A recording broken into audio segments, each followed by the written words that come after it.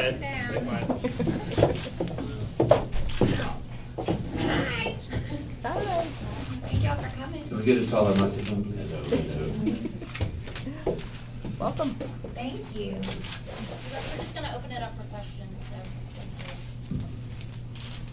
Yes. What are you hoping that students take away from this night? A really fun night full of memories that they'll never forget. You know, I think thinking about the juniors and seniors especially, my heart goes out to them with so many memories that we all share from our high school experience, that because of this storm going through and the destruction, they're missing out on a lot of those, you know, and so to give them something special to look back on for the rest of their life. What struck you about the all the videos that came in, especially from their arch rivals? Yeah. Yeah.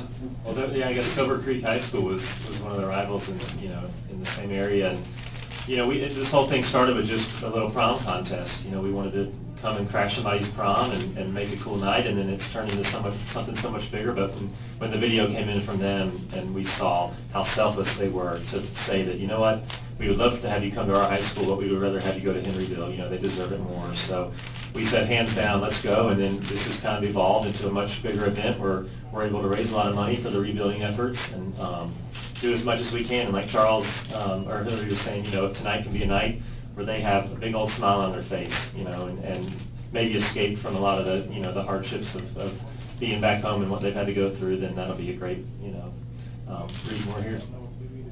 And to be part of the healing process. Yeah. Oh, I'm sorry. When you created the event and the competition, did you ever sort of imagine that it would sort of take such an inspirational kind of turn like this? Of course not. I mean, Hillary had this idea initially, and I remember I was like, well, does that mean we have to like we're gonna go to someone's prom? Is that gonna be kind of awkward? Is that like legally? Can a 30-year-old man go to a prom with a 7-year-old girl? So I was very kind of, we didn't really know what was going to come of it, and we started getting these submissions, and to see it become such a bigger thing and such, much more of an important event, was pretty moving to me. It's cool just how it started. I mean, Hillary started this little idea, and to see now all you people here, I don't think you would have all been here for us crashing a prom, and so just to.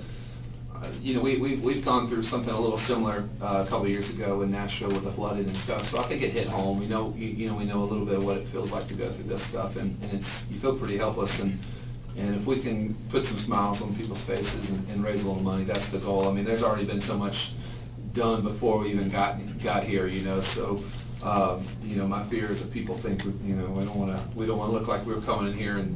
There's already been so much stuff being done, and we just want to kind of do our part and hopefully put some smiles on everybody's faces. What are your thoughts on touring the school today? It's pretty wild to see it. They've done so much, though.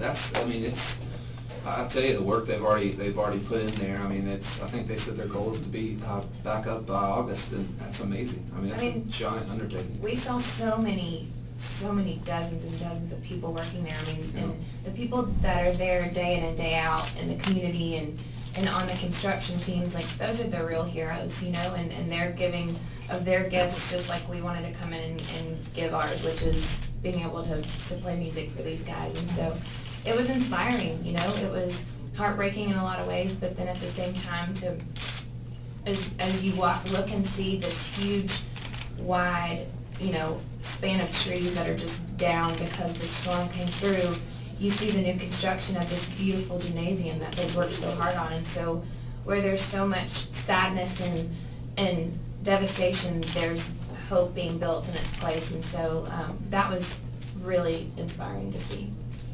The school's on the fast track to being repaired before the next school year has to begin, but the community's got a long road ahead of it. Yeah. After tonight, does the band have any plans to be involved with Henryville as a community, or is tonight it?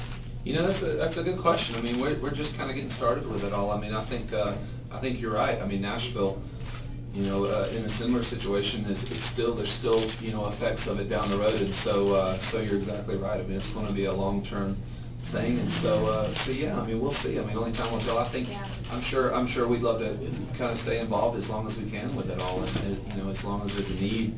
That's the one thing we talk about as our career keeps growing. one of the coolest things is having this platform to kind of make a difference, you know, and give you your time and raise some money, and so, I don't know, we'll And I see. think more than anything too, just reminding everyone that you can't, in any natural disaster that anywhere in the world faces, you can't just sweep in and fix it in a moment. I mean, it takes years, months and months and years to really rebuild, and so I think that as long as we are mindful of that and continue to share that with others, and the community of Henryville continues to spread the word and continue to raise awareness that look like we're doing great, but we've still got a long way to go. I think that's the best thing you can do, is just continue to be mindful of that and raise awareness. What can the teams expect